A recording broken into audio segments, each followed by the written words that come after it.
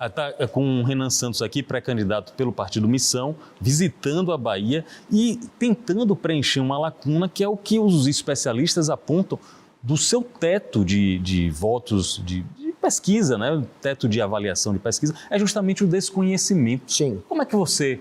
aliás, é um problema entre os candidatos, é um problema que dá para sanar em 5, 4 meses. Outros problemas de outros candidatos não dão para ser sanados em 4 meses. Exatamente. Como é a sua estratégia para ser mais conhecido? Trabalhar muito mais de todo mundo. Eu sou uma máquina de trabalhar. Eu estou rodando o Brasil de carro, de avião, do jeito que der, a pé, se precisar, vou a cavalo, vou nadando, eu vou em todos os veículos de imprensa que eu puder, vou conversar com todo mundo, vou ser atacado, vou responder sempre com educação, não lacro para cima de jornalista, mas trago a minha versão dos fatos, minha visão do que eu tenho pro Brasil, e com base nisso a gente vai criando um padrão. E qual é o padrão?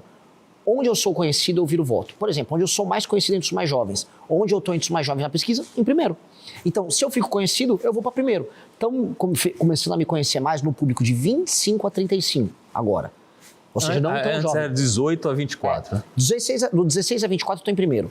No de 25 a 35, eu já estou com 12%. Eu tinha 2% ali. Então, conforme vou me conhecendo, eu vou subindo. E depois de 35 a 45, também vou subir. É uma questão de tempo. As pessoas estão me vendo na TV, estão me vendo nas rádios, estão me vendo na internet. E aos poucos eu vou apresentando as propostas. Essa subida tem algumas reações do chamado establishment. Por exemplo, eu vi recentemente, acho que na Folha de São Paulo, colocando Renan Santos como se fosse um representante da tecnocracia do Vale do Silício, da extrema-direita, e citando inclusive o manifesto que vocês têm dentro do Partido Missão, como se fosse uma peça disso. É uma reação do status quo? Putz, assim, ó, toda vez que um jornalista te chama de fascista às vésperas de uma eleição, você ganha a eleição. É o clássico, né? Chamaram o Trump de fascista, o Milei de fascista, o Bolsonaro de fascista. O que aconteceu? Todos ganharam. Agora chegou a minha vez de ser chamado de fascista. Foi uma matéria muito mal feita da jornalista. Eu fiquei até com dó da jornalista. Eu mandei uma mensagem pra ela, não brigando, explicando, ó, se eu quisesse pegar a sua matéria e te desconstruir publicamente, eu faria, porque a matéria é muito mal escrita, não entendeu o que está sendo dito. Mas eu não vou fazer isso. Mas dica, faça um jornalismo melhor. Porque ali era só uma matéria de ataque de uma pessoa que começa a ficar desesperada porque percebe que a gente tem viabilidade. O que eu vou falar?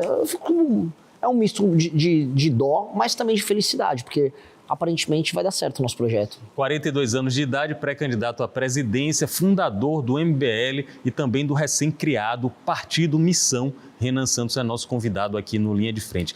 Vamos pensar na possibilidade de você ser presidente da República e como organizar ou reorganizar o nosso país. Algumas questões estão estampadas aí na sociedade. Por exemplo, endividamento. O Desenrola, promovido pelo governo do Brasil, ajuda a diminuir o endividamento? Muito pelo contrário. O Desenrola fracassou, tanto que eles vão fazer o Desenrola 2.0. Ora, se você cria um programa de tirar a dívida das pessoas e logo em seguida as pessoas se endividam novamente e você precisa fazer outro programa, apenas quer dizer que o programa ele gera um estímulo para quê? Para que a pessoa crie dívidas e não pague.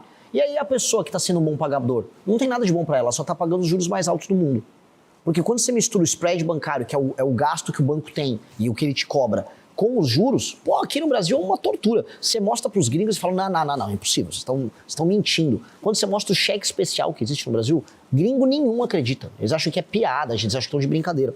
Então, naturalmente, o Desenrola não funcionou e o Lula só está fazendo isso para comprar voto em período eleitoral.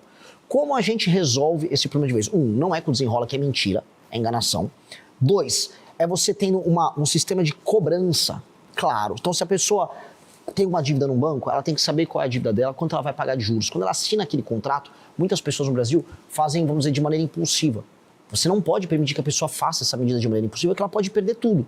Vou dar algum exemplo. Até crédito consignado no Brasil tem juros que não fazem sentido, porque o crédito consignado, a garantia dele é um valor, por exemplo, uma aposentadoria, que é líquido e certa. O juro tinha que ser baixinho. O crédito sexta estava cobrando 6% ao mês. É roubo, só que as pessoas fazem porque elas não têm matemática financeira, elas não aprendem. Ou é isso ou é o agiota, ou é o cigano. Se bem que assim, né, o agiota está até mais barato, dependendo do caso, né? O que nós precisamos fazer? O Brasil precisa desesperadamente fazer uma reforma fiscal que diminua as despesas, para que aí a trajetória da dívida com o PIB, essa curva diminua, a gente saiba que o Brasil tem a condição de pagar suas contas e a gente abaixa os juros. Abaixando os juros, contrair dívida para o Brasil não vai ficar tão caro. Aí o brasileiro consegue pagar as dívidas que ele contraiu. Isso nós precisamos fazer desesperadamente. Quando se fala em ajuste de contas no Brasil, muito dos progressistas dizem já estão falando em acabar ou reduzir o alcance dos programas sociais como o Bolsa Família. Você enxerga que o Bolsa Família também tem que passar por esse tipo de readaptação? Sim, com certeza. Então, eu tô aqui na Bahia, o estado que mais tem gente no Bolsa Família. Tô olhando para a câmera.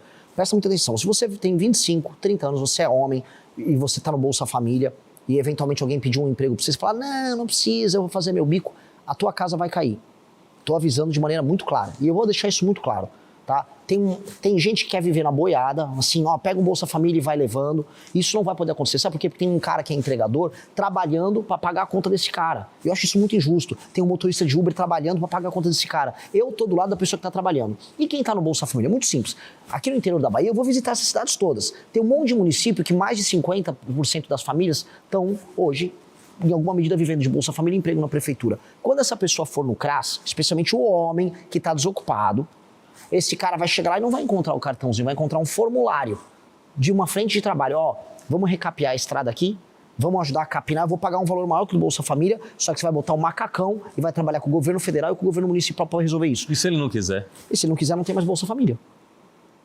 Aí vai ter que se picar. Ou ele arruma um emprego na iniciativa privada, ou ele trabalha com o governo nisso. Agora, ficar em casa sem fazer nada, isso está errado. Isso está moralmente errado. E nós precisamos mexer nisso, porque está sendo criada uma cultura de leniência com o não trabalho. O Bolsa Família para uma família, para uma senhora que tem 60 anos, 50 anos, ainda não se aposentou, tem 3 filhos, e ela não pode passar fome, poxa, a gente entende essa situação. Eu vou manter o Bolsa Família para essas pessoas. Agora, para a pessoa, marmanjo, que pode trabalhar, mas quer fazer a seguinte conta: eu faço um bico aqui, recebo um Bolsa Família ali, falo com o prefeito da cidade, trabalha numa campanha, ganha um empreguinho na prefeitura por um ano, essa casa vai cair. Dica, eu não vou deixar isso acontecer. E você fala de maneira muito transparente, né? Não é estelionato eleitoral. Você está dizendo o que é que você vai fazer, por mais que tenha resistência de parte do público. Mas não tem que ser assim. O político tem que ser assim. Se eu vou pegar um político tradicional e ficar, não, veja só, eu tô aqui para cuidar do povo. Não tem dinheiro para ficar pagando todas essas coisas. É muito programa social um atrás do outro.